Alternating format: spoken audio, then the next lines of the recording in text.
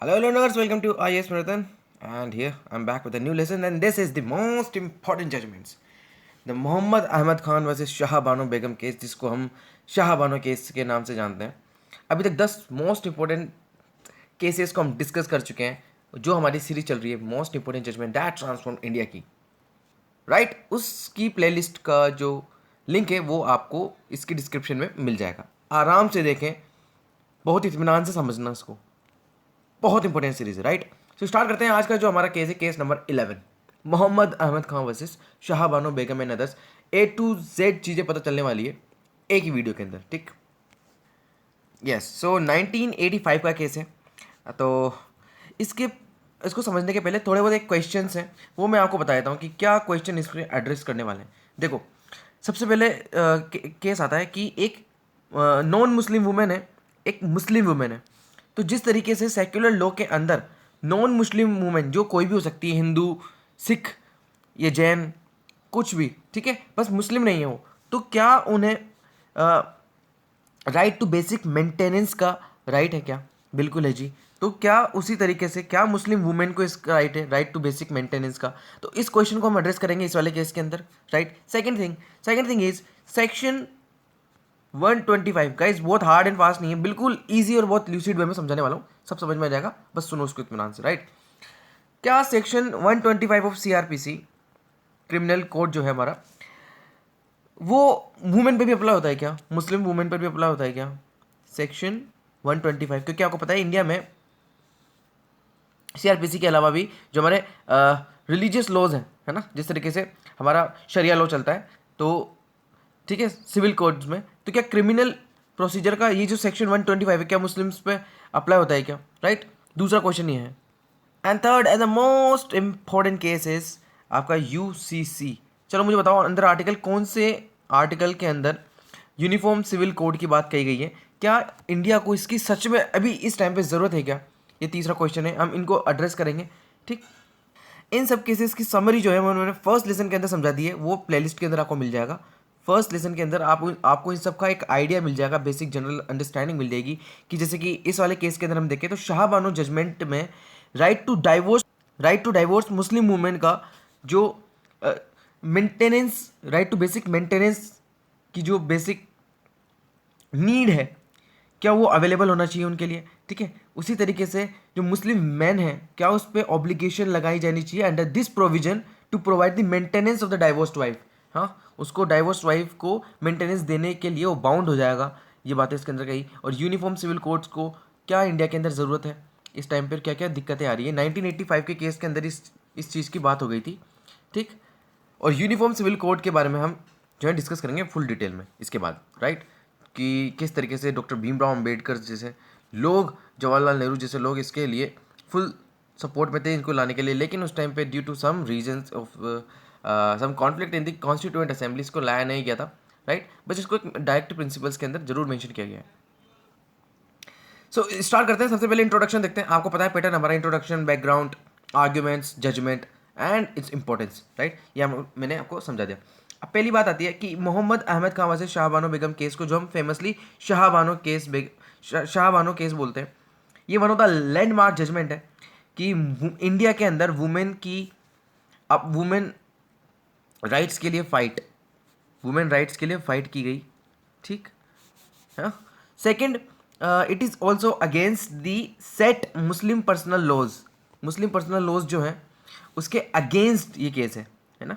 तो इसके अंदर आपको एक बात बता दूं कि मोहम्मद अहमद खान जो है ये पिटिशनर है, और Shah Bano Begum and others are the respondent, ठीक है, ये रिस्पोंडेंट है एंड ही इज़ द आपके पिटिशनर। सो अब देखते हैं हम इसका बैकग्राउंड, बहुत ही इंटरेस्टिंग है, ध्यान से सुनना, बहुत ही ज़्यादा इंपॉर्टेंट। जो आपका बैकग्राउंड है समझना काफ़ी ज़्यादा इंपॉर्टेंट है, पूरा केस इसी पे डिपेंड करेगा। देखो बैकग्राउंड क्या है, बैकग्राउंड ये है सर एंड मैम कि मोहम्मद अहमद खान जो थे वो एक बहुत ही रिनोन्ड लॉयर थे, राइट। बहुत ही रिनोन्ड लॉयर थे, कहाँ के? मध्य प्रदेश के। उनकी शादी होती है शाह बानो से, इनकी शादी हुई थी 1932 में, राइट। एंड इनके 5 चिल्ड्रन थे, ठीक है, दे हैव 5 चिल्ड्रंस। बट एक दिन 1975 में अहमद खां कहते हैं इन्हें किन्हें शाहबानो को कोई उनके जो घर हैं उनके रेजिडेंस है वो जो है उसको छोड़ दें, जहाँ पर शाहबानो अपने पति अहमद, उनकी एक सेकंड वाइफ एंड उनके 5 बच्चों के साथ रहती थी। ठीक है, तो शाहबानो ने 3 साल बाद 1978 में शाहबानो ने एक पिटीशन फाइल करी वहाँ के जुडिशियल मजिस्ट्रेट के पास इंदौर में, और उन्होंने उस पिटीशन के अंदर डिमांड की थी एक्चुअली मेंटेनेंस की, seeking the maintenance under the section 125 of the CrPC. जिस तरीके से नॉन मुस्लिम वुमेन को ये राइट है that they have to get the maintenance from her husband, तो उसी तरीके से शाहबानो ने भी 125 सेक्शन ऑफ आरपीसी के अंदर maintenance for her divorce husband उसकी डिमांड करी। राइट, अब इसके अंदर सेक्शन 125 क्या है आरपीसी का, इसके अंदर बेसिकली 1973 में आपको पता है कि एक लीगल ऑब्लिगेशन होती है हस्बैंड पर कि वो अपनी वाइफ को मेंटेनेंस प्रोवाइड कराए ड्यूरिंग मैरिज टाइम, जब उनकी शादी होती है, और आफ्टर द डाइवोर्स। याद रखना इस बात को, बहुत इंपॉर्टेंट। अब शाहबानो ने क्या क्लेम किया, उन्होंने कहा कि मुझे एटलीस्ट जो है ₹500 पर मंथ की जो है मेंटेनेंस चाहिए। अब उस टाइम की बात कर रहे हैं गाइस, देखो 1978 की बात कर रहे हैं, तो 500 रुपये भी काफ़ी ज़्यादा मायने रखते थे उस टाइम पर। अहमद खान का प्रोफेशनल इनकम था around 60,000 per annum, 60,000 per annum, which is not a big deal for him to give 500 rupees a month. Right, अब शाहबानो ने यहाँ पे डिमांड करी इसकी maintenance of rate of around 500 per month. अब 1979 की अगर हम बात करें, 1979 की अगर हम बात करें, तब कोर्ट ने जो मजिस्ट्रेट कोर्ट था उन्होंने कहा खान को डायरेक्ट किया कि वो 25 रुपीज़ पर मंथ जो है शाहबानो को दें, ठीक है, एज अ मेंटेनेंस। तो उसके बाद अपील की गई हाई कोर्ट के अंदर, अपील की गई, तब इस अमाउंट को बढ़ा दिया गया 179.20, 179 रुपीज़ एंड 20 पैसे पर मंथ दिए जाएंगे by Ahmed Khan to the Shahbano. अब यहाँ पर अहमद शाह एक गेम खेलते हैं बहुत ही बड़ा। वो कहते हैं कि इन्होंने 1978 में 1978 राइट 1978 में इन्होंने कहा कि मैंने इनको इर्रिवोकेबल तलाक दिया है। जो ट्रिपल तलाक की बात हम यहाँ पर कहते हैं, ट्रिपल तलाक की बात जो हम कहते हैं इर्रिवोकेबल, यानी कि वापस नहीं लिया जा सकता। ठीक, किसको? शाहबानो को। इन्होंने कहा शाहबानो अब उनकी वाइफ है ही नहीं by the reason of divorce, अब अगर वो उनकी वाइफ है ही नहीं then he has no obligation to provide maintenance, उसको मेंटेनेंस देने के लिए वो ऑब्लाइज्ड ही नहीं है, तो वो क्यों बेसिकली ये यहाँ पर मेंटेनेंस उसको प्रोवाइड करें। अब वो एक और बात क्लेम करते हैं, वो कहते हैं कि उन्होंने ऑलरेडी 200 पर मंथ के हिसाब से 200 पर मंथ के हिसाब से 2 साल तक वहाँ पर कहाँ पर मेंटेनेंस प्रोवाइड किया चुका है। ठीक है, 2 साल तक उन्होंने ये वाला मेंटेनेंस दिया 200 पर मंथ। ठीक है, एंड और उन्होंने 300 रुपीज़ भी डिपॉजिट किए हैं। 300 रुपीज़ कहाँ डिपॉजिट किए? In the court by the way of dower, जिसको हम महर बोलते हैं। कब किए थे वो? ड्यूरिंग द टाइम ऑफ इद्दत पीरियड, यानी कि 2 साल तक का टाइम जो होता है वो इद्दत पीरियड होता है। तो उसकी इन्होंने एक राशि जमा कर दी 3000 rupees in the court by the way of dower. Dower को हम क्या बोलते हैं? महर।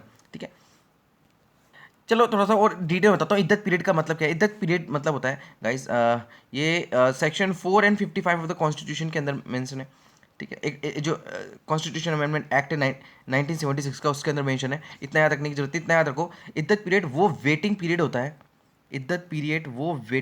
होता है जब एक वुमेन आफ्टर द डेथ, या तो उसके हस्बैंड की डेथ होगी हो या उसका डाइवोर्स हो गया हो, before she can marry an another women, यानी कि इसके डाइवोर्स से लेकर के इनकी दूसरी जो मैरिज होगी उसके बीच का जो पीरियड है वो इद्दत पीरियड होता है। जब जो हस्बैंड है, एक्स हस्बैंड, अगर डाइवोर्स हुआ है तो उसको मेंटेनेंस प्रोवाइड करता है इस इद्दत पीरियड के बीच में। Right, argument. बट अब ये जो केस था कि यहाँ पर 179 रुपीज़ को देने, इसके खिलाफ अहमद खान ने जो हाई कोर्ट है basically Madhya Pradesh high court में, एमपी हाई कोर्ट, जो एमपी हाई कोर्ट का ये वाला जो केस आया था, ये जो वर्डिक्ट आया था एमपी हाई कोर्ट का, उसके खिलाफ सुप्रीम कोर्ट में इन्होंने एक स्पेशल लीव पिटीशन को क्या किया, अपील की, ठीक है, किसके खिलाफ? एमपी हाई कोर्ट का जो डिसीजन, ये वाला जो डिसीजन आया था इसके खिलाफ इन्होंने सुप्रीम कोर्ट में एक एसएलपी डाली। अब यहाँ पर आर्ग्यूमेंट सुनो, बहुत इंपॉर्टेंट आर्ग्यूमेंट है। अब यहाँ पर मुस्लिम जो पर्सनल लॉ बोर्ड है वो भी आएगा। देखो मोहम्मद अहमद खां पहले कह चुके हैं दैट आफ्टर इर्रिवोकेबल तलाक, अगर मैंने इसको इर्रिवोकेबल तलाक, ट्रिपल तलाक की यहाँ पर बात आती है कि तो शाह बानो उनकी वाइफ ही नहीं है and he is under no obligation कि उसको मेंटेनेंस दे वो। अब इसी बात को All India Muslim Personal Law Board, All India Muslim Personal Law Board बहुत ही इंपॉर्टेंट बॉडी, याद रखना, इन्होंने सपोर्ट किया किसको? ये आपके अहमद अहमद खां को, है ना, अहमद खां को इन्होंने सपोर्ट किया। इन्होंने ये भी कहा कि अब it is irrelevant to inquire a women, a Muslim women जो कि डाइवोर्स हो चुका है जिसका, तो उसको मेंटेन कैसे करें, it is irrelevant to inquiry, ठीक है, ये बात कहते हैं कि आपके All India Muslim Personal Law Board. अब इन्होंने ये भी कहा उसके साथ ही कि इन दिस मैटर, अगर आप इस मैटर के अंदर इंटरफेयर करेंगे then it is the violation of आपके Muslim Personal Law Shariat Application Act 1937। ये कहते हैं कि इस इन तरह के मैटर्स में इंटरफेयर करना against the Muslim Personal Law Shariat Application act of 1937 है, ठीक है। अब इसके अंदर लीगल इशू क्या क्या इन्वॉल्व है वो देखो, बहुत ही इंपॉर्टेंट बात बता रहा हूँ, बहुत ध्यान से सुनना। पहला तो आता है, अभी तक आपने डिस्कस किया, हमने डिस्कस किया कि तलाक जो है, तलाक जो इन्होंने यहाँ पर दिया फ्रॉम द, क्या ये जो तलाक है एंड जो इद्दत पीरियड है, क्या इसके बीच में जो डाइवोर्स वुमेन है क्या वो उसकी वाइफ रहती है क्या? दैट इट हैज़ मतलब क्या ये जो वाइफ है इनकी cease to be a wife रहती है क्या? ठीक है। सेकंड, अगर ऐसा नहीं है देन वो मेंटेनेंस नहीं देगा, राइट। अगर बट ऐसा है कि वो वाइफ है उसकी, then he has to be, उसको वो जो है वहाँ पर he is liable to pay the maintenance, right. Second बात आती है, द सेकंड लीगल इशू क्या है इसके अंदर कि क्या section 125 of the CrPC is in conflict with the आपके मुस्लिम पर्सनल लॉ एक्ट जो है 1937 का, इसके कॉन्फ्लिक्ट में है ना। और अगर है तो कौन सा प्रिवेलेंट ज़्यादा करेगा, ठीक है, in relation to the divorce women rights और मेंटेनेंस वाला बात जो है, ठीक है। थर्ड लीगल इशू क्या आता है? थर्ड लीगल इशू आता है सर एंड मैम कि ये जो लाइबिलिटी है हस्बैंड के ऊपर अपनी डाइवोर्स वाइफ को मेंटेनेंस देने के लिए, क्या वो सिर्फ इद्दत पीरियड के लिए है क्या, या फिर उसके बाद भी उनको देना पड़ेगा, है ना। इस तरीके से ये तीन लीगल इश्यूज़ हैं। अब यहाँ पर हम जजमेंट देखेंगे, क्या जजमेंट आया एंड फिर उसका इम्पैक्ट क्या हुआ। बहुत ही इंपॉर्टेंट जजमेंट यहाँ पर, ठीक। देखो इन्होंने सबसे पहले सुप्रीम कोर्ट ने क्या कहा? सुप्रीम कोर्ट ने कहा कि जो सेक्शन 125 वाली जो अभी हमने बात करी, सेक्शन 125 ऑफ द सीआरपीसी क्या मुस्लिम वुमेन को एक्सक्लूड करता है क्या? तो सुप्रीम कोर्ट ने इसको बिल्कुल रिजेक्ट कर दिया एंड कहते हैं कि section 125 does include the Muslim women as well, Muslim women as well. Second बात क्या आती है, ठीक, सेकेंड बात आती है क्या ये जो सेक्शन 125 अगर कॉन्फ्लिक्ट में आता है आपके मुस्लिम पर्सनल लॉ एक्ट से, तो yes, in case of this conflict section 125 जो है वो प्रिवेल करेगा, ठीक है, ओवर किसके? जो आपके मुस्लिम पर्सनल लॉ एक्ट है 1937 का, ठीक है। अगर ये दोनों कॉन्फ्लिक्ट में आते हैं देन सेक्शन 125 आरपीसी जो है वो प्रिवेल करेगा, राइट। सेकंड बात आती है कि सेक्शन 125 जो है बेसिकली सीआरपीसी का, ये क्रिमिनल कोर्ट्स के लिए लाया गया था ना कि सिविल कोर्ट्स के लिए, बट इस केस के अंदर कहा गया था कि पर्सनल लॉज पर भी सेक्शन 125 होगा अप्लाई, ठीक है, अप्लाई होगा पूरी तरीके से। सुप्रीम कोर्ट ने जब ये बात कही कि सेक्शन 125 जो है वो मुस्लिम वुमेन पर भी इंक्लूड होगा, मुस्लिम वुमेन को भी इंक्लूड करेगा, तब यहाँ पर एक बात आती है डेफिनेशन ऑफ वाइफ की। अभी मैंने कहा था, अभी हमने डिस्कस किया था कि जो तलाक है उसके अंदर डाइवोर्स्ड वाइफ आएगी या फिर जब तक इद्दत पीरियड खत्म होगा वो उसकी वाइफ रहेगी। तो सुप्रीम कोर्ट ने यहाँ पर बात कही कि जो वाइफ की डेफिनेशन है इसके अंदर, उसके अंदर डाइवोर्स्ड वाइफ भी इंक्लूड है, ठीक है, यानी कि डाइवोर्स्ड वाइफ भी as a cease to be a wife, यानी कि उसको मेंटेनेंस देने के लिए वो लाइबल है। अब यहाँ पर आता है बहुत ही important turning point. Supreme court ने क्या किया? इन्होंने कहा कि based on the interpretation of the holy Quran, interpretation of the holy Quran, इन्होंने कहा कि जो मुस्लिम मैन है he is obliged to pay the maintenance, he is obliged to pay the maintenance to the to his wife और women, Muslim women, कि उसको देना ही पड़ेगा। और उन्होंने ये भी कहा, कितनी बढ़िया बात यहाँ पर कही गई बाय द सुप्रीम कोर्ट, कि सिर्फ इद्दत पीरियड के लिए ही सिर्फ इद्दत पीरियड के लिए ही लिमिटेड नहीं होगा, उसके बाद भी उनको ये जो है प्रोवाइड कराना पड़ेगा। यही नहीं, इन्होंने टाइम पीरियड ही नहीं बल्कि सम ऑफ मेंटेनेंस भी बढ़ा दिया गया बाय द सुप्रीम कोर्ट। यानी कि जो सम था बेसिकली कि इतना अमाउंट इनको पे करना पड़ेगा एज अ मेंटेनेंस, वो भी सम इन्होंने बढ़ा दिया। किसने? सुप्रीम कोर्ट ने, by upholding the decision of the high court. MP high court का जो डिसीजन आया था उसको सुप्रीम कोर्ट ने अपहेल्ड किया और अब जो सम था वो बढ़ा दिया। और उन्होंने ये भी कहा कि that India needs to be a very common civil code जो कि हेल्प करेगा to the cause of national integration by removing जो डिफरेंट डेस्परेट लॉयलिटीज़ हैं ऑफ द लॉज, है ना, और जो कि कॉन्फ्लिक्टिंग आइडियोलॉजीज़ हैं, जिस तरीके से इस वाले केस के अंदर हुआ, दैट पर्सनल लॉज और सिविल कोड यहाँ पर भिड़ गया था, ठीक है, क्रिमिनल कोड। तो यहाँ पर सीआरपीसी प्रिवेल करेगा। बट अब यहाँ पर कहते हैं कि एक कॉमन सिविल कोड लेकर के आए। जब हम बात करते हैं तो ये डायरेक्टली इशारा करता है टूवर्ड्स आपके यूसीसी, यूनिफॉर्म सिविल कोड। अब इम्पोर्टेंस क्या है इस केस की? सबसे इम्पोर्टेंट बात हमको यहीं पर यही डिस्कस करनी है कि बेसिकली पूरे केस का इम्पोर्टेंस क्या रहा हमारे जो फर्दर लीगल मैटर्स हैं एंड जनरल जो लाइफ है, ठीक है, मुस्लिम वुमेंस की लाइफ में। तो फर्स्ट ऑफ ऑल आती है आपकी शाह बानो केस एक स्टेप अहेड थे किससे, कि general practice of deciding cases on the basis of interpretation of the personal laws को इंटरप्रिटेशन के जरिए हम किस तरीके से जनरल प्रैक्टिस को डिसाइड कर सकते हैं केसेस के अंदर जो आती है, ठीक है। तो पर्सनल लॉज की यहाँ पर इंटरप्रेट करने का एक स्टेप अहेड था, राइट। सेकंड आती है सुप्रीम कोर्ट ने चिंता जताई थी कि यूसीसी का जो इम्प्लीमेंटेशन करना is a very much urgency, ठीक है, इसको कि यूनिफॉर्म सिविल कोड की हमको नीड है, ठीक है, इसको इंप्लीमेंट करने की। थर्ड बात आती है कि जो इश्यूज़ हैं बेसिकली जेंडर इक्वालिटी के and preservance in matter of religion, इन सब से डील करने के लिए we need to make a rational understanding of personal laws and UCC, ठीक है। तो जेंडर इक्वालिटी, क्योंकि बहुत ज़्यादा जेंडर इनइक्वालिटीज़ है पर्सनल लॉज के अंदर, है ना, पर्सनल रिलीजियस लॉज आते हैं उसके अंदर, तो उसको एड्रेस करने की जरूरत है। And in matters of the religion हमको यहाँ पर रैशनैलिटी दिखाने की जरूरत है। सो ओवरऑल अगर हम कहें तो it's basically a case which is a step towards creating an egalitarian society. And ये इक्वलिटेरियन बेसिकली मतलब है कि a society of man and women has a equal status and equal role in the making of a nation. और अब आता है सबसे ज़्यादा important turning point, very much politically heated debate, very much politically heated debate.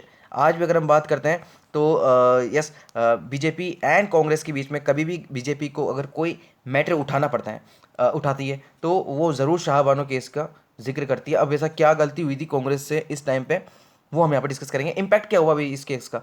Impact ये हुआ because of due to some political reasons and central government, जब राजीव गांधी यहाँ पर प्राइम मिनिस्टर थे, उन्होंने एक लॉ पास किया, Muslim women protection on divorce act 1986। अब ये लाया क्यों गया था? ये लाया गया था, जो वर्डिक्ट अभी आया, अभी हमने ऊपर जजमेंट देखा, अभी हमने जो इसकी इंपॉर्टेंस देखी, उसको बेसिकली ओवरटर्न करने के लिए, शाह बानो केस को का वर्डिक्ट जो था उसको ओवरटर्न करने के लिए ये वाला, बेसिकली इसका नाम गलत दिया गया है, प्रोटेक्शन ऑन डाइवोर्स एक्ट। ऐसा मैं नहीं कहता, ऐसे अपोजिशन पार्टी कहती थी उस टाइम पे, है ना। अब इसकी कुछ इंपॉर्टेंट एक्ट की प्रोविजन से वो देख लो। पहली बात तो ये कहती है, ये कहता है कि ये जो मेंटेनेंस का पीरियड है ना, ये जो मेंटेनेंस का पीरियड है वो सिर्फ इद्दत पीरियड के लिए होना चाहिए। इद्दत पीरियड मैंने आपको समझा दिया है। पहला प्रोविज़न तो ये था। सेकंड प्रोविज़न ये था कि जो अगर वुमेन अपने आप बेसिकली एबल नहीं है कि अपने आप को सर्वाइव कर सके, अपने बच्चों को सर्वाइव कर सके, देन जो मजिस्ट्रेट है वो वक्फ बोर्ड है उस डिस्ट्रिक्ट का, वक्फ बोर्ड को डायरेक्ट कर सकता है कि वो मीन्स ऑफ मेंटेनेंस और सस्टेनेंस प्रोवाइड कराए इस वुमेन को, ठीक है।